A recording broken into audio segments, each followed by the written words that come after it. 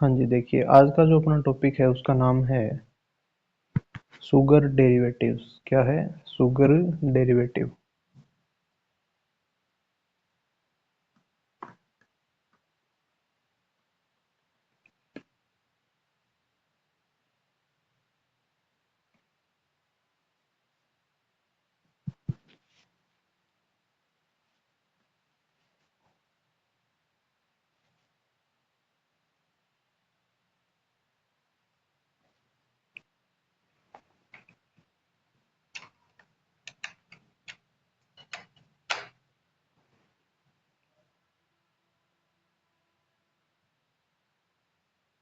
एक सेकंड। आज का जो टॉपिक है उसका नाम है sugar derivative. Sugar derivative. Sugar के व्युत्पन्न कौन कौन से हैं?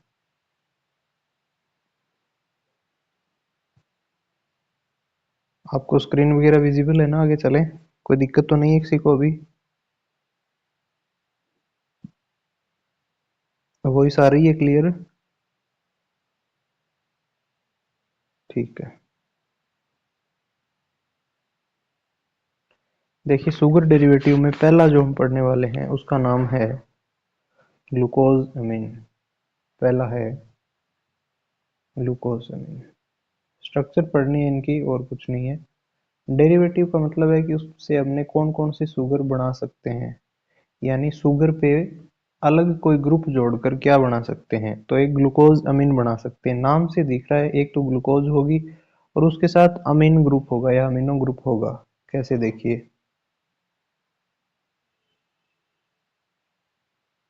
पायरेनोज फॉर्म के अंदर कोई शुगर है एक।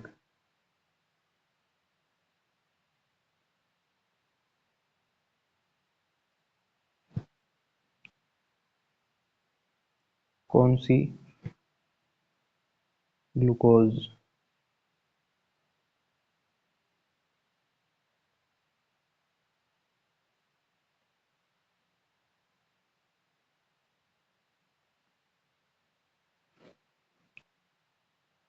ये इसका तीसरा कार्बन है। उसके बाद ये इसका चौथा। बाकी हाइड्रोजन, ये यहाँ पे हाइड्रोजन और CH2OH, यहाँ पांचवा और ये छठा कार्बन है लास्ट। ठीक है। तो यहाँ पे इसके ऊपर क्या जुड़ा रहता है?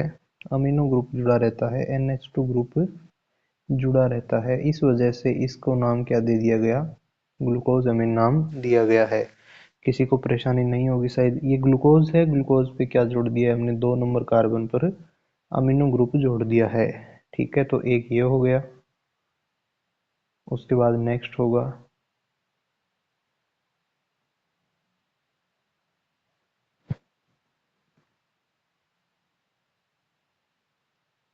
एन एसिटाइल ग्लूकोज अमीन। एन एसिटाइल ग्लूकोज अमीन। एन एसिटाइल ग्लूकोज अमीन। ठीक है। नाम बड़ा है, इतनी ज्यादा है नहीं है कुछ।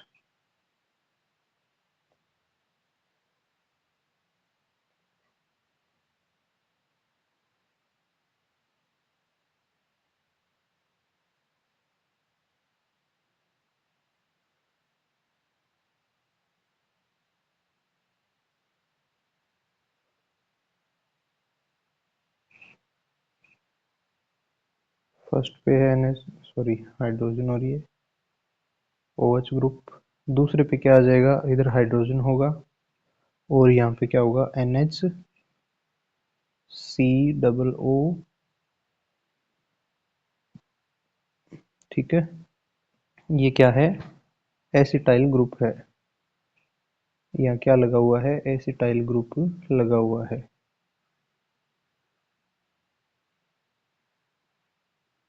ये नीचे इसमें क्या लगा हुआ है? एसिटाइल ग्रुप लगा हुआ है। ये ऊपर N है इसलिए N एसिटाइल ग्लूकोज अमीन। ठीक है।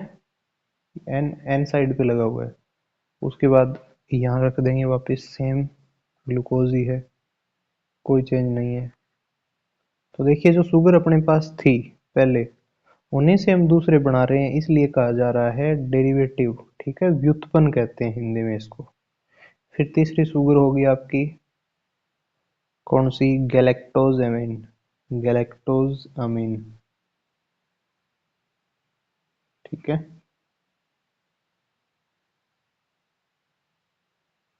अमाइन।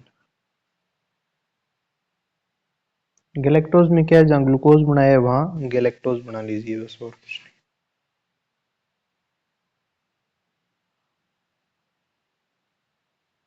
नहीं। ऑक्सीजन।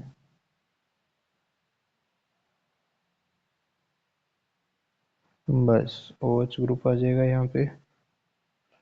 NH2। यहाँ पे क्या रखेंगे? OH ऊपर रखेंगे, नीचे ये कौन सा कार्बन? नंबर 1 2 3। अब कितने नंबर का था? C4 एपिमर था गैलेक्टोज, तो 4 नंबर कार्बन ये है। ग्लूकोज में देखिए जहाँ ये OH ग्रुप नीचे है, तो गैलेक्टोज में OH ग्रुप ऊपर हो जाएगा। ग्लूकोज और गैलेक्टोज में इतना ही फर्क है, बाकी कोई फर्क नहीं है, और चीजें सेम हैं। तो यहाँ पे CH2OH आ जाएगा। यहाँ 5 नंबर कार्बन था और ये 6 नंबर कार्बन है, और ये आपका क्या रहा? NH2 ग्रुप रहा, इसलिए इसको अमीन कहा जा रहा है। ठीक है, शायद कोई दिक्कत नहीं होगी। तो ग्लूकोज अमीन से गैलेक्टोज अमीन बन गया, बहुत आसान है। अब इसको एन एसिटाइल गैलेक्टोज अमीन भी बना सकते हैं। एक याद हो गया तो बाकी सब बना लेंगे आप लोग। यहाँ क्या रख देंगे? OH hydrogen. यहाँ वही एसिटाइल ग्रुप रख देंगे NHC। थोड़ा ऊपर करता हूँ,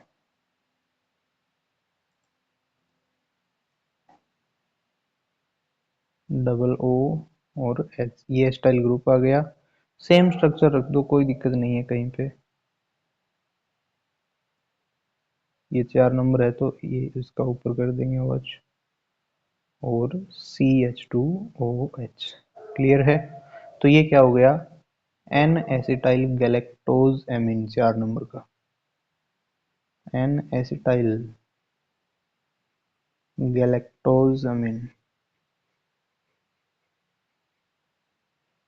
ठीक है, यहाँ तक कोई दिक्कत हो तो पूछिए, फिर आगे चलें।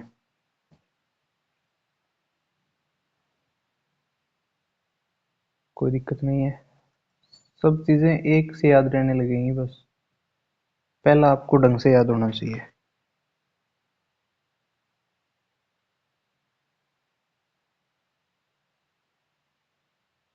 अगला देखिए, नंबर 5 क्या है? ग्लूको uronic acid. ग्लूको uronic acid. ग्लूको uronic acid.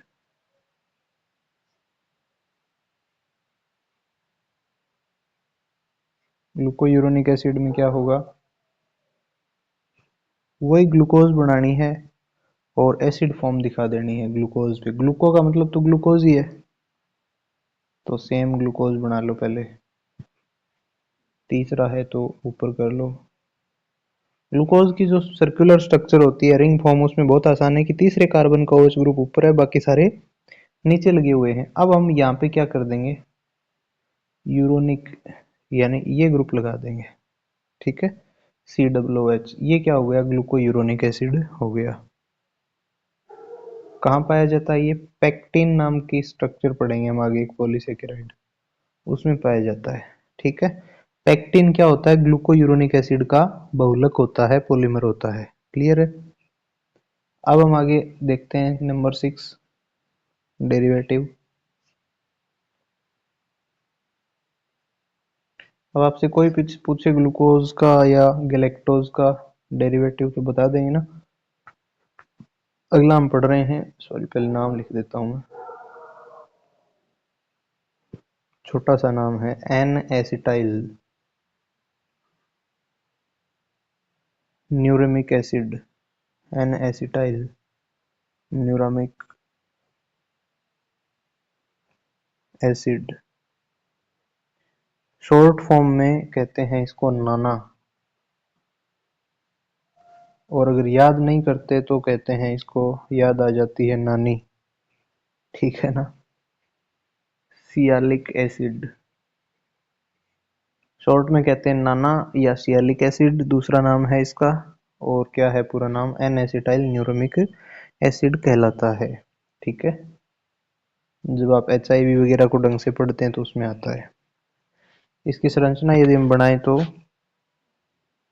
N acetyl group यहाँ लगाना होता है इसमें, एन एसिटाइल, इधर फिर एसिटाइल ग्रुप लग जाएगा, सीधा लिख रहा हूं मैं एसिटाइल,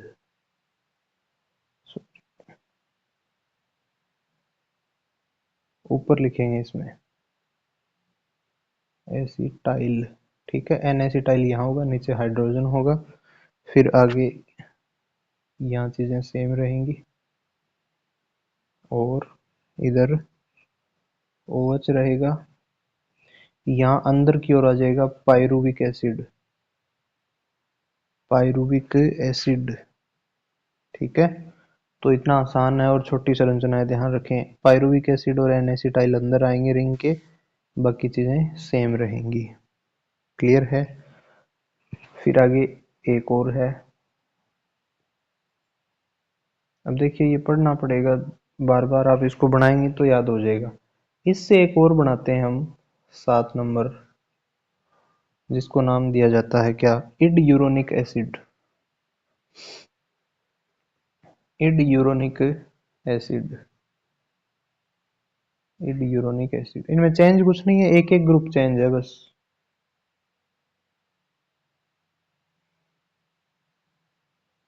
क्या होगा यहाँ पे, OH ग्रुप होगा, यहाँ पे फिर OH ग्रुप होगा, यहाँ पे OH, ज्यादा ग्लूकोज ही यूज होती है OH। अब देखिए फर्क कहाँ रहेगा, मैं आपको बताऊं।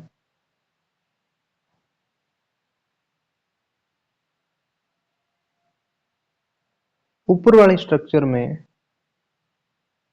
जो आपका क्या लगा हुआ है, COOH ग्रुप लगा हुआ है ना, ये तो बाहर है, और यहाँ पे कहाँ आ जाएगा, अंदर आ जाएगा बस, COOH। तो क्या हो जाएगा, ऊपर वाले का नाम क्या है, ग्लूकोयूरोनिक एसिड, और ये बन जाएगा अब इड यूरोनिक एसिड, क्लियर है ना। इसको क्या कह देंगे, इड यूरोनिक एसिड। फर्क कहाँ है, सिर्फ और सिर्फ एक में आया है, ठीक है। और ये कहाँ पाया जाता है, डर्मेटिन में पाया जाता है, स्किन में पाया जाता है, डर्मेटिन में पाया जाएगा। अब आप सारे देखिए एक बार, एक आधा और बाद में निकाल लेंगे हम लोग। सबसे पहले हमने पढ़ा ग्लूकोज, हमें पता ही था क्या होती है, तो ग्लूकोज के साथ हम लोगों ने क्या लगा लिया, मैं हाईलाइट करता जा रहा हूँ, NH2 ग्रुप लगा लिया सीधा, और क्या बन गया, ग्लूकोज अमीन बन गया, ये अमीन, ठीक। फिर इसी से एन एसिटाइल जोड़ दिया ग्लूकोज पे, तो ये बन गया एन एसिटाइल ग्लूकोज अमीन। फिर हमने गैलेक्टोज यूज किया, यानी ग्लूकोज का गैलेक्टोज बना दिया, ये OH ग्रुप एक लगाया, और ये तो रह ही गया था, तो क्या बन गया, गैलेक्टोज अमीन। इसी से हमने एन एसिटाइल बना लिया फिर, ठीक है, एन एसिटाइल गैलेक्टोज अमीन, क्योंकि जो अमीन था उसके एन पार्ट को यूज करके बनाया है। फिर ग्लूकोयूरोनिक एसिड में हमने क्या किया, ऊपर COOH लगा दिया, तो क्या हो गया, ग्लूकोयूरोनिक एसिड, और ये COOH अंदर ले आए तो इडियूरोनिक एसिड। एक और क्या होता है फिर, ये थोड़ा सा मुश्किल है, ध्यान रखें, और इम्पोर्टेंट भी है बहुत ज्यादा, ठीक है ना, इसको ध्यान रखें आप लोग। यहाँ एक तो पायरुविक एसिड लेके आए हैं और एक एनिसिटाइल ग्रुप लेके आए हैं। यहाँ तक किसी भी प्रकार का डाउट हो तो आप लोग पूछ सकते हैं। फिर अगला देखिए, नेक्स्ट कौन सा है,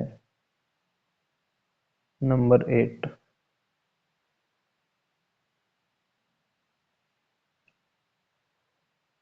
एक आता है N acetyl muramic acid, N acetyl muramic acid,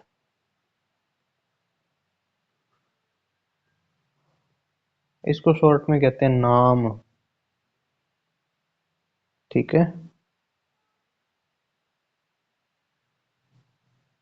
N acetyl muramic acid, ठीक है, क्या कहते हैं, नाग, सॉरी नाम कहते हैं, NAM नाम कहते हैं, ठीक है। नाम शुगर से जाना जाता है इसको। इसकी स्ट्रक्चर यदि बनाए तो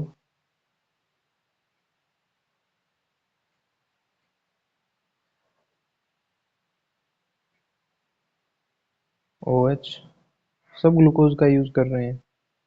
यहाँ होगा आपका एन एसिड, सॉरी, यहाँ जो स्ट्रक्चर है इसको लिखते हैं हम आर से। शॉर्ट फॉर्म में किसे लिखते हैं?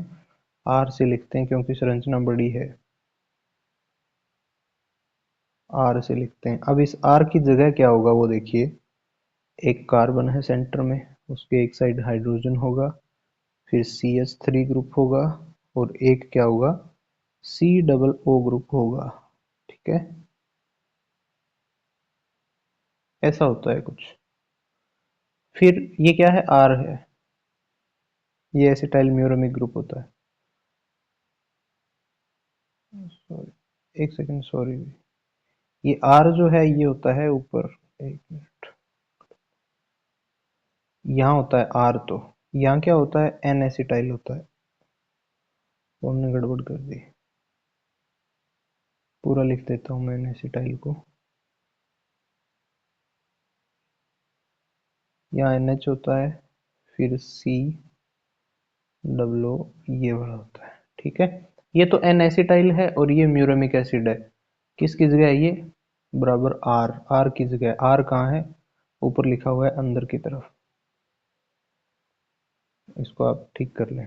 ये आर ये है, ठीक है। अब ये क्लियर है। बाकी OH ग्रुप लगा दो, और ऊपर लगा दो CH2OH। किससे बना है? ये भी ग्लूकोज से बना है, तो ध्यान रह जाएगा ना, नाम और नाग दोनों शुगर, ये नाना और नाम दोनों शुगर आपको ध्यान में रखनी है। क्लियर है?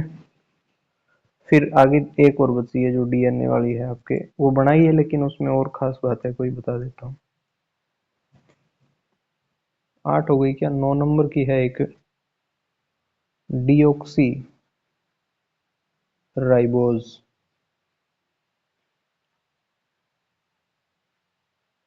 डिओक्सी राइबोज शुगर बहुत आसान है, जब 500 तो ये नीचे कर दो आप लोग।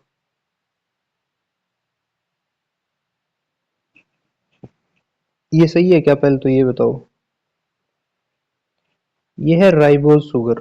डिऑक्सी राइबोज यदि आपको बनाना है तो क्या करना पड़ेगा? यहाँ से ऑक्सीजन बाहर निकालना पड़ेगा। क्या रखेंगे? ओनली हाइड्रोजन रखेंगे। ये क्या है? डीऑक्सी राइबोज है। अब इस डीऑक्सी राइबोज से मान लीजिए 2 प्राइम से तो ऑक्सीजन निकाल ही दिया, इस 3 प्राइम से भी क्या कर दें हम? ऑक्सीजन बाहर निकाल दें। कहां से? 3 प्राइम से। तो ये क्या हो जाएगा? फिर देखिए संरचना इसकी। पूरा नाम तो इसका पता ही होगा आपको, beta deoxy, beta D deoxy ribose. OH है, सेकंड पे तो हमने एक ही हाइड्रोजन छोड़ा है, नंबर 1 नंबर 2। अब क्या कर दिया है भाई साहब? तीसरे पर भी हमने क्या किया है? सिर्फ हाइड्रोजन एक छोड़ा है। ऊपर भी हाइड्रोजन है, आप ध्यान रखें, वो भी गड़बड़ ना करें। पहले भी ऊपर हाइड्रोजन ही था, और अगले वाले पे क्या होगा वो ठीक पड़ा रहेगा इसका, यानी इसके यहाँ पे क्या हो जाएगा? CH2OH आ जाएगा। ठीक है, ये कुछ स्ट्रक्चर होती है। इसको क्या नाम दिया जाता है ये बताइए? इसको संरचना को नाम दिया जाता है, कितनी जगह डीऑक्सीजनेशन हुआ है? 2 जगह, तो 2 को कहते हैं डाई। फिर कहेंगे di deoxy, di deoxyribose, di deoxyribose sugar कहते हैं। इससे क्या हो जाएगा? अब इससे हो ये जाएगा कि जब आप लोग DNA पढ़ते हैं तो DNA में क्या होता है? एक का 5 प्राइम एक शुगर का, और दूसरे का 3 प्राइम। ये क्या है? 3 प्राइम। ये 1 प्राइम है, ये 2 प्राइम है, ये 3 प्राइम है। ये आगे वाला 4 प्राइम है, और ये है 5 प्राइम। ये 5 प्राइम शुगर जो अगली 3 प्राइम शुगर है उससे जुड़ती है। ठीक है, यानी 3 और 5 आपस में जुड़ती हैं, और डीएनए क्या करता है, रेप्लिकेशन करता है, प्रतिकृतिकरण करता है, यानी डीएनए की लंबाई बढ़ती जाती है, लंबाई जो होती है बढ़ती जाती है। जैसे ही कोई कोशिका में डीएनए रेप्लिकेशन करता है तो सेल डिवीजन होता है, यानी कोशिका विभाजन होता है। जैसे ही सेल डिवीजन होता है तो सेल सरवाइव करती हैं, कोशिकाओं की नंबर बढ़ती है, सेल नंबर क्या होती है, बढ़ती जाती है।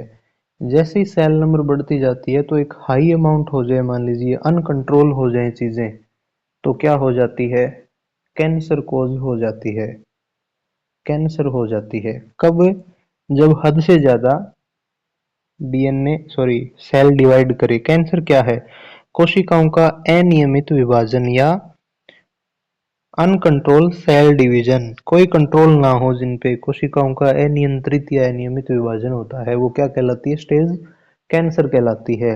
अब देखिए हम क्या करेंगे, अब हम अगर इस सेल को क्या करना चाहते हैं, कैंसर को क्या करना चाहते हैं, स्टॉप करना चाहते हैं, रोकना चाहते हैं।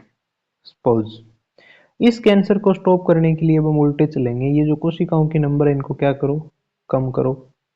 अगर कोशिकाओं की नंबर कम करनी है तो क्या करो, ऊपर जाके सेल डिवीजन को रोक दो। अगर सेल डिवीजन रोकना है तो क्या करना पड़ेगा, रेप्लिकेशन जो है इसको रोक दो। ठीक है, अगर रेप्लिकेशन रोकना है तो क्या कर दो, ये जो बॉन्डिंग हो रही है 5 प्राइम और 3 प्राइम में, इसको भी होने से क्या कर दो, रोक दो।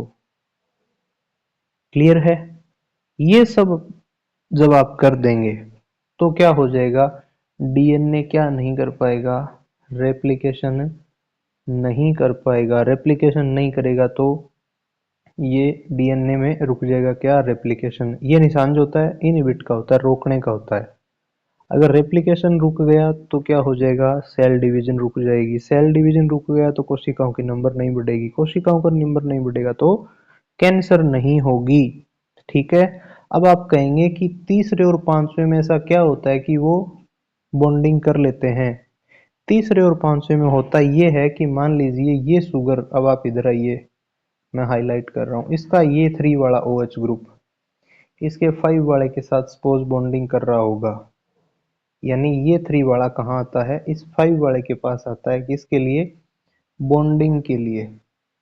बॉन्डिंग के लिए जब भी आता है तो यहाँ पे ये ऑक्सीजन देकर और यहाँ से क्या कर लेता है, बॉन्डिंग कर लेता है, H2O मॉलिक्यूल बाहर निकलता है और ये दोनों आपस में जुड़ जाती हैं। शुगर और डीएनए में रेप्लिकेशन चलता रहता है, डीएनए लंबा होता रहता है।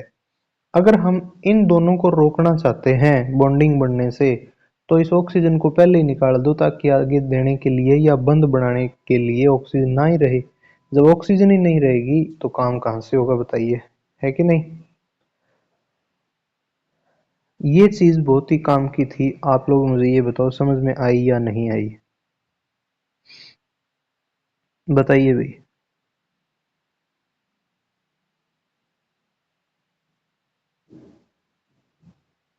ठीक है, सही में आ गई ना, ऐसा नहीं है कि बाकी लोग कर रहे हैं तो हम अपने भी थंब करते हैं।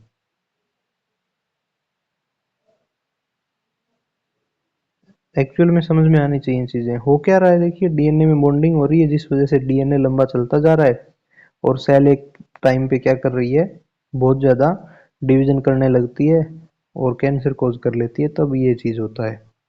ठीक है, अब हुआ क्या देखिए, इन सब शुगर को यूज करके,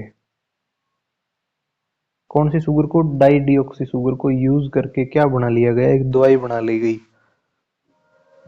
जिसको कहते हैं डाई डिऑक्सी आइनोसिन, यानी आइनोसिन ग्रुप जोड़ दिया इसके साथ, प्लस क्या कर दिया, आइनोसिन ग्रुप ऐड कर दिया। जैसे ही आइनोसिन ग्रुप ऐड किया हम लोगों ने,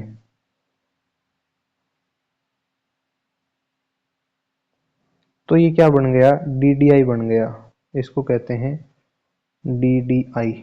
ठीक है, और ये एक बन गई drug, die deoxy inosine drug बन गई। इसको किसके उपचार में काम में लिया जाता है, कैंसर के ट्रीटमेंट या उपचार में काम में लिया जाता है। क्लियर है यहां तक बात। कोई दिक्कत शायद नहीं होनी चाहिए।